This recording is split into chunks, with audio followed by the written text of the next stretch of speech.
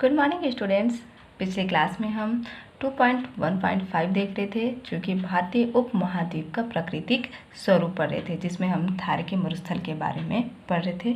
ये थार के मरुस्थल का एक छोटे गांव के बारे में एक बार रिवीजन के तौर पे मैं आप लोगों को बता दूं, जिसका आधा भाग नेक्स्ट पेज में है। हमने कि देखा था कि किस तरीके से जो राजस्थान के जो क्षेत्र हैं, कहना चाहिए सुदूर पश्चिम क्षेत्र में जैसलमेर, वहाँ के जो जलवायु, वहाँ के मौसम, किस तरीके से वहाँ पे रेत की आंधियाँ चलती थी, वहाँ का जो तापमान होता था वो कितना गर्म, दिन में जो तापमान है वो बढ़ा हुआ और रात में वो कैसी है कि बहुत सर्दी वाली वहाँ ठंड लगती है, और बारिश जो होती है वो बहुत ही कम होती है। और खेजड़ी के पेड़ जो कि वहाँ की प्रमुख वनस्पति है।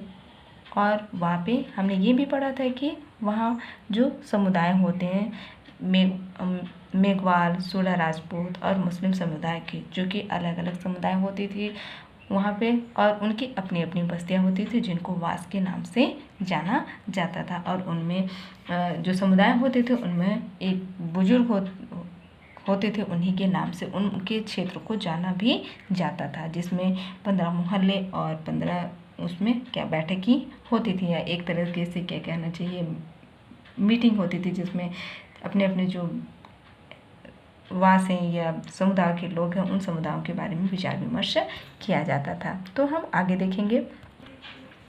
आजीविका के ज़्यादा स्रोत उपलब्ध नहीं है वहाँ, मतलब जो जीविका के जो साधन थे वो ज़्यादा स्रोत उपलब्ध, मतलब जीने के जो तरीके या उनके पास ऑप्शन जिससे वो अपनी जीवन यापन कर सके थे, तो ऐसे चीज़ें वहाँ पे बहुत ही कम थे राजस्थान जैसे जगहों पर।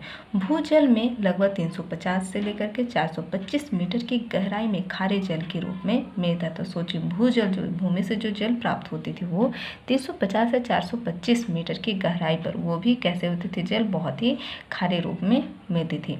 पीने के पानी के लिए सरकारी नलकूपों पर निर्भर होती थी। जो सरकार की तरफ से जो नलकूपें चलती थी उन नलकूपों के द्वारा ही पीने के पानी प्राप्त होते। आजकल नवनिर्मित, मतलब नव तरीके से बनने वाले मकानों में बारिश के जल संग्रहण की भी व्यवस्था की जा रही है। जो आजकल जो नए तरीके से जो मकान बनाए जा रहे हैं उन मकानों में बारिश के मतलब ऊपर से जो वर्षा होती थी उसके जल को संग्रह मतलब इकट्ठा करने की भी व्यवस्था की जा रही है। रेगिस्तान में सबसे कीमती वस्तु पानी ही होती है। एक तो रेगिस्तान जहाँ पे रेत ही रेत होते हैं, वहाँ सबसे कीमती, बहुत ही बहुमूल्य क्या है, पानी की समस्या भी है और एक ज़रूरत भी है। लोग पानी को जान से भी ज़्यादा संभाल कर रखते हैं। जुलाई, अगस्त और सितंबर में बादल आते हैं और उड़ते हुए निकल आते हैं, पर बरसते नहीं हैं। जुलाई, अगस्त और सितंबर ये महीने में बादल तो आते हैं, लेकिन क्या है, उड़ते हुए वो निकल जाते हैं, लेकिन बरसते नहीं, वर्षा नहीं होती। कभी ऐसा भी होता है कि पानी गिर रहा है, परंतु जमीन तक पहुंचने से पहले वह वाष्प बनकर उड़ जाता है। ऐसा भी नहीं कि पूरे क्षेत्र में वर्षा हो। अक्सर एक गांव में बारिश होती है तो दूसरे गांव में नहीं, मतलब कि कहना चाहिए वर्षा की भारी समस्या उनके सामने थी। वर्षा तो होती, लेकिन वो क्या है, गिरने से पहले वाष्प बन करके वो उड़ जाती। और ऐसा भी होता है कि अक्सर एक गांव में बारिश हो रही थी तो दूसरे देशों में बारिश नहीं हो रही है। साल भर में केवल 10-15 दिन ही बारिश होती है। साल में 25 सेंटीमीटर से ज़्यादा औसत वर्षा नहीं होती। सोचिए, 24 सेंटीमीटर जो कहना चाहिए वर्षा की जो माप होती है वो सिर्फ 25 सेंटीमीटर ही वहाँ औसतन वहाँ वर्षा होती, इससे ज़्यादा वर्षा नहीं होती है। कुछ सालों पहले पानी 45 किलोमीटर दूर स्थित कोरिया ग्राम के ढाबे तक पाइप के द्वारा लाया जाता था। सोचिए, कुछ साल पहले जो कि पानी 45 किलोमीटर दूर स्थित कौन सी जगह, कोरिया ग्राम से ढाबे तक, वहाँ तक क्या है, पाइप के द्वारा लाया जाता था। उसके उपरांत जल को गांव में वितरित किया जाता था। उस पानी को क्या करते थे, बांटते थे। आज भी कई लोग पानी को छोटी छोटी कुइयों में संभाल कर रखते हैं। आप चित्र 2.28 में देख सकते हैं। यहाँ आप देख सकते हैं कि राजस्थान थार रेगिस्तान में जल संग्रहण की कुइयाँ, तो छोटी छोटी कुइयाँ बनी हुई हैं। तो इसी तरीके से वो लोग छोटी छोटी कुइयाँ बना करके पानी को क्या करते हैं, संग्रह करते हैं कि कैसे कुछ लोग इन पर ताले भी लगा कर रखते हैं, मतलब जो कुइयाँ होती हैं उनको संभाल कर रखने के लिए कोई दूसरा इस्तेमाल ना कर पाए, इसके लिए वो अपने अपने कुइयों में ताले भी लगा कर रखते हैं। इससे पता चलता है कि जल किस प्रकार रेगिस्तान का सबसे बहुमूल्य क्या है, संसाधन है। वहाँ एक कितनी मतलब पानी की जो महत्वता है वो राजस्थान जैसे जगह के लोग इस बात से बेहतर इस कहना चाहिए जो जल की आवश्यकता है, जो ज़रूरत है, जल की महत्ता को बहुत अच्छे तरीके से वो समझते हैं। आजीविका के लिए लोग अधिकांशतः पशुपालन या मजदूरी करते हैं, मतलब अपने जीवन यापन के लिए अधिकांश लोग मतलब ज़्यादातर लोग या तो पशुपालन करते हैं या तो मजदूरी करते हैं।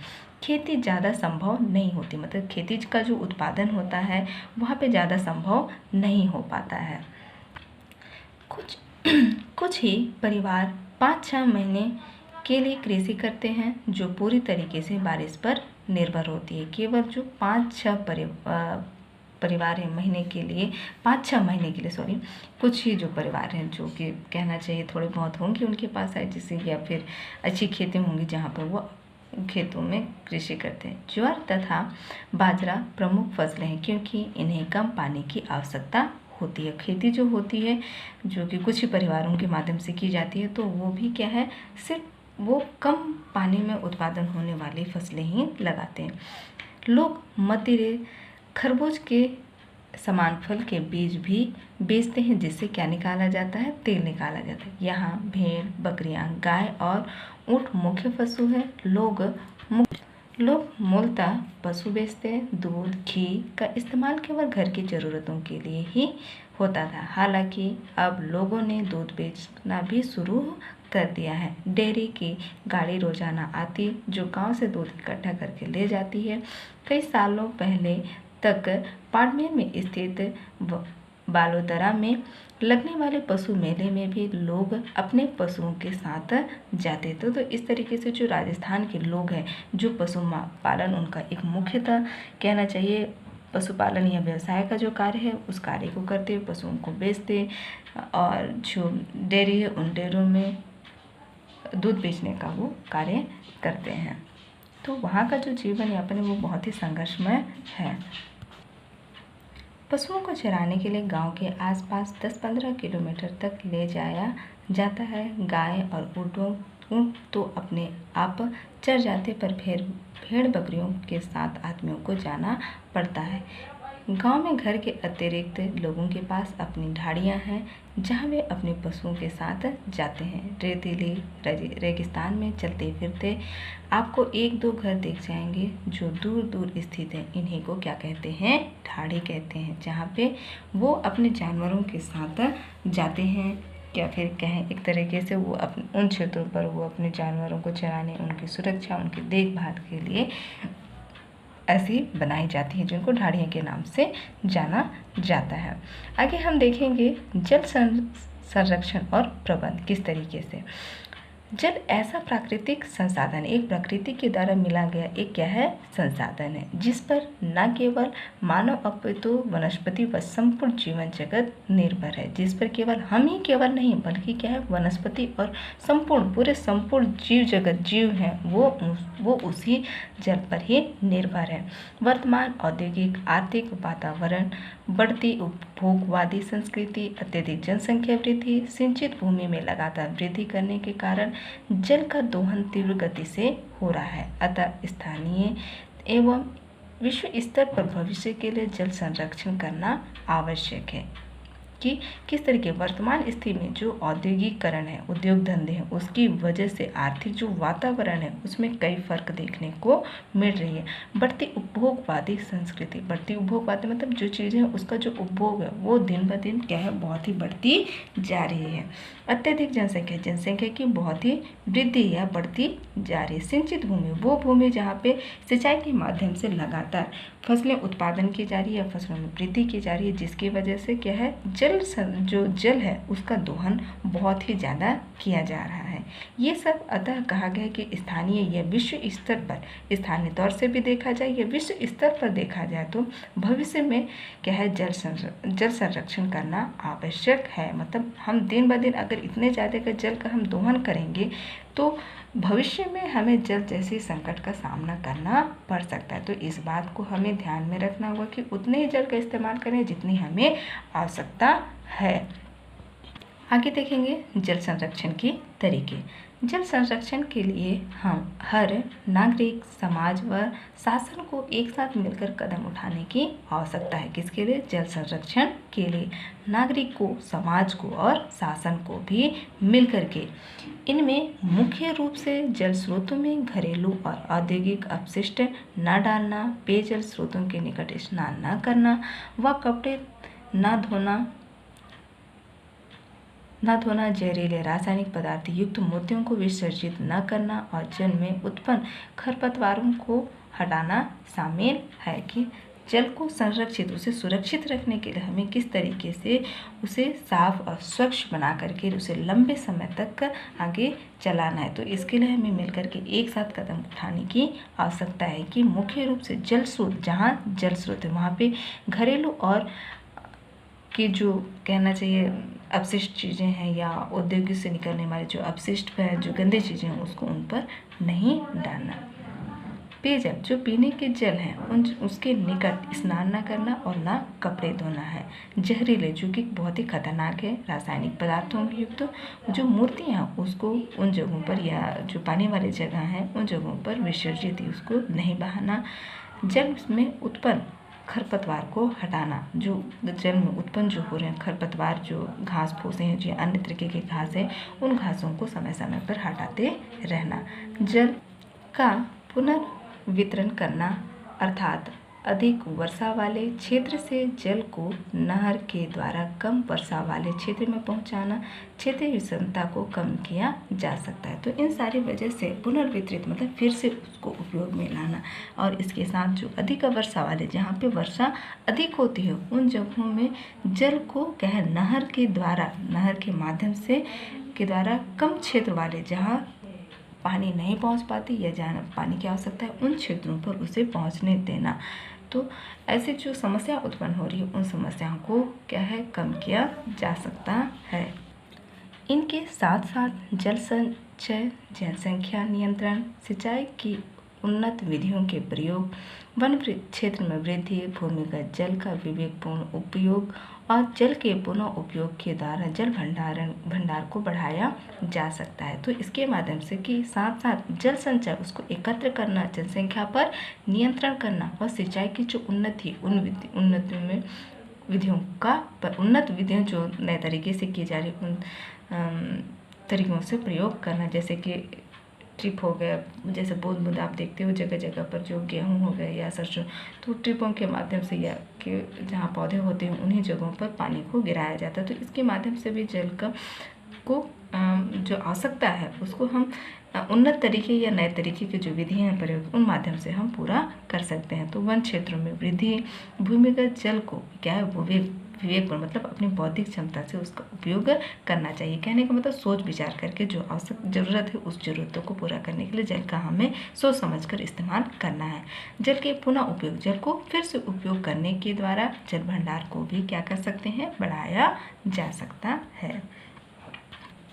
आगे देखेंगे परंपरागत जल संरक्षण विधि में क्या क्या दिखाया गया कि जो परंपरागत जो क्या पुराने किस तरीके से जल संरक्षण विधि है वो कैसी होती थी।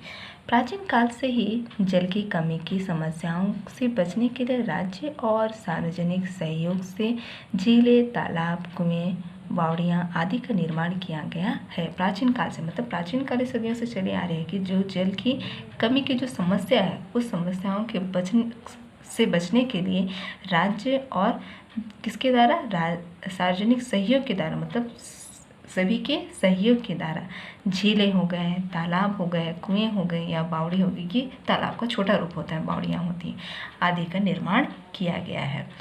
समय समय पर विभिन्न झीलों का निर्माण करवाना, मतलब समय समय पर बीच बीच में विभिन्न जगहों पर झीलों का निर्माण करवाना, उनकी मरम्मत मतलब उनको सुधार करवाना, नदी के मार्ग को मोड़कर तथा झीलों को आपस में जोड़कर जल संरक्षण करना इसके उदाहरण हैं। जो नदी के मार्ग हैं उन मार्गों को मोड़ करके कहाँ तथा झील को आपस में जोड़कर हम क्या कर सकते हैं, जल संरक्षण को हम सुरक्षित रख सकते हैं, बचा सकते हैं। तो इस तरीके के ये उदाहरण दिए गए हैं।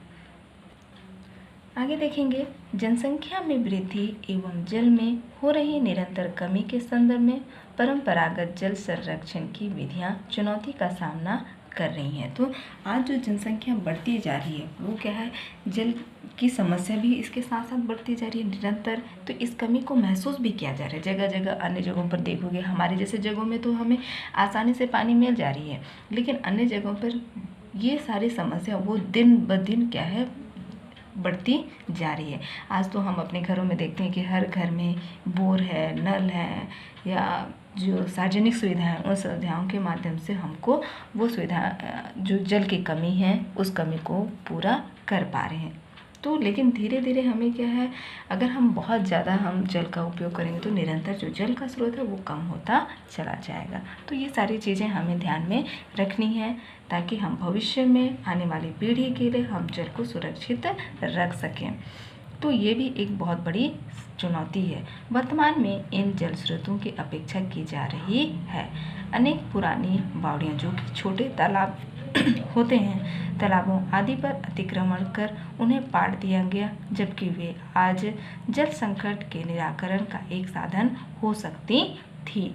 जो पुराने कहा गया, अनेक पुरानी बावड़ियाँ जिसको छोटे तालाब के तौर पे जाना जाता है, तालाबों हो गए या आदि पर अतिक्रमण मतलब उस पर कब्जा करके उन क्षेत्रों को पाट दिया जा रहा है, उन्हें ढक दिया जा रहा है, जबकि वे आज की स्थिति में जो जल संकट है, जल की जो समस्या है उसके निराकरण मतलब हल के लिए एक साधन है, एक तरीका हो सकती थी।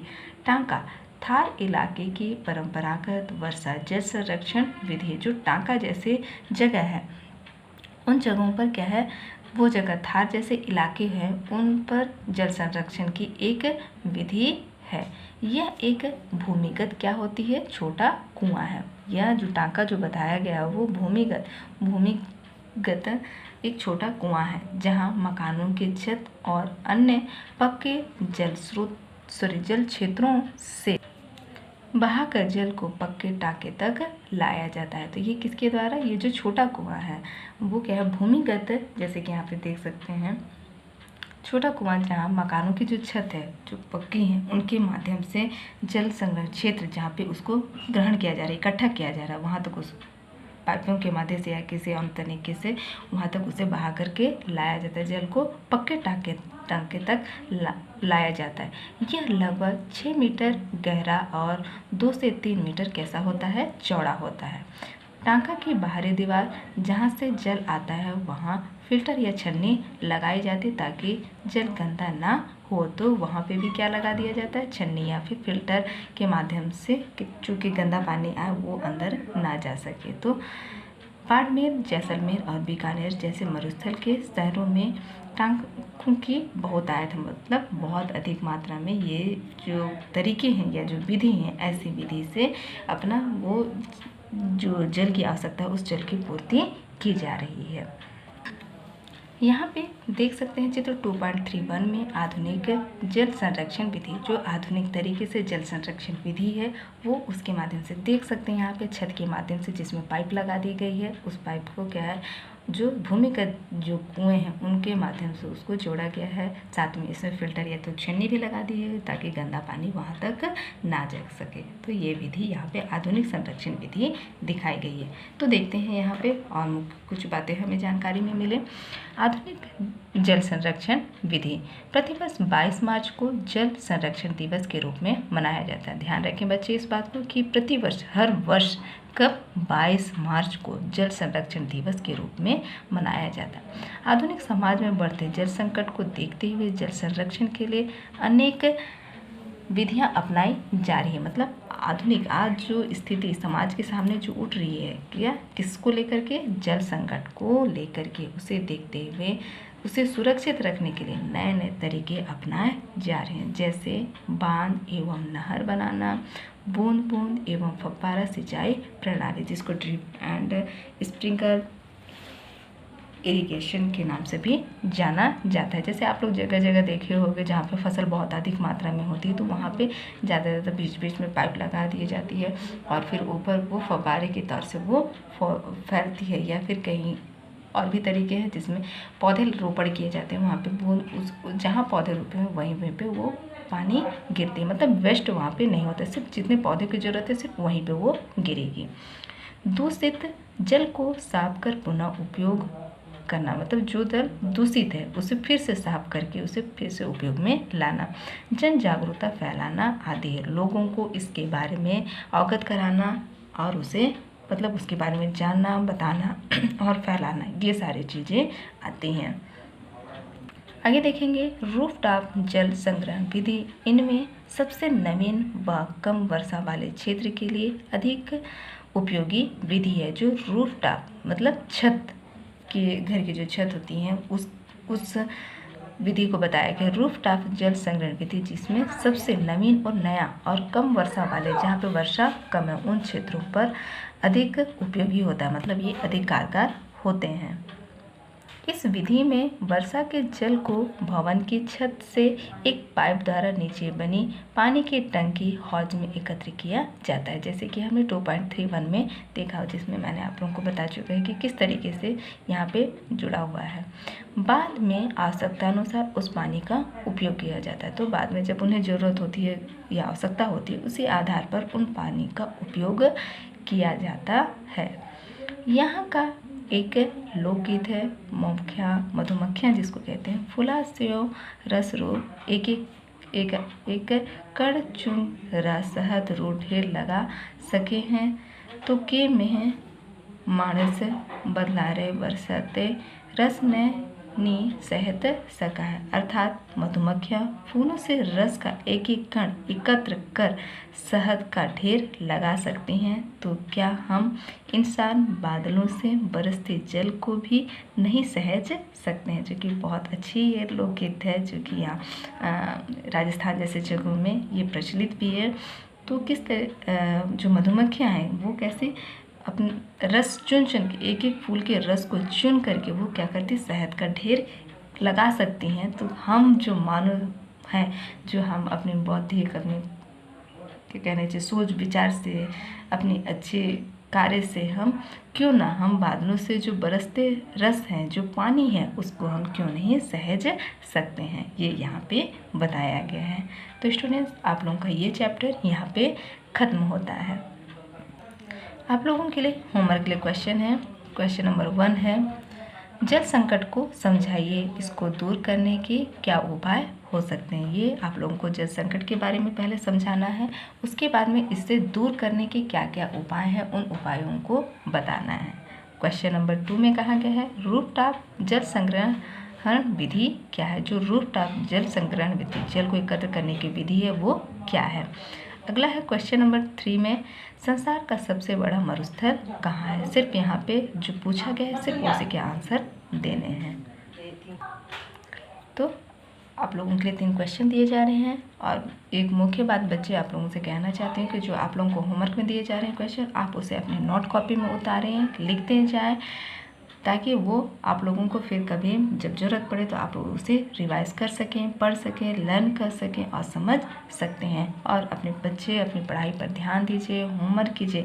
आप लोगों को बार बार कहा जाता है, ग्रुप में भी कहा जा रहा है, वीडियो के माध्यम से भी कहा जा रहा है, तो इस बात को आप लोग विशेष तौर से ध्यान दीजिए। भविष्य में नहीं, अगर अभी आप लोग ध्यान नहीं देंगे तो भविष्य में आप लोगों के लिए एक बहुत बड़ी समस्या उत्पन्न हो सकती है। अभी नहीं समझे तो बाद में आप लोगों को कुछ भी समझ में नहीं आएगा। नहीं समझ में आता आप टीचर से पूछिए, संपर्क कीजिए, तो आप लोगों को बताया जा सके, समझाया जा सके। तो आप लोग इस कार्य को कीजिए, घर में रहिए, सुरक्षित रहिए और अपने पढ़ाई को कंटिन्यू रखिए। जो कहा जा रहा है उसे पूरा कीजिए। Thank you students.